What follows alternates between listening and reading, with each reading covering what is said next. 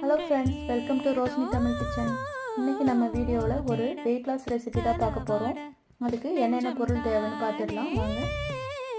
100 gram கரிஞ்சீரகம், 100 gram வெந்தயம், 50 gram ஓமம் எடுத்துட்டேன். இந்த மூணு பொருளையும் ஒரு கடாயில சேர்த்து வறுத்து எடுத்துட்டு வந்துடலாம்.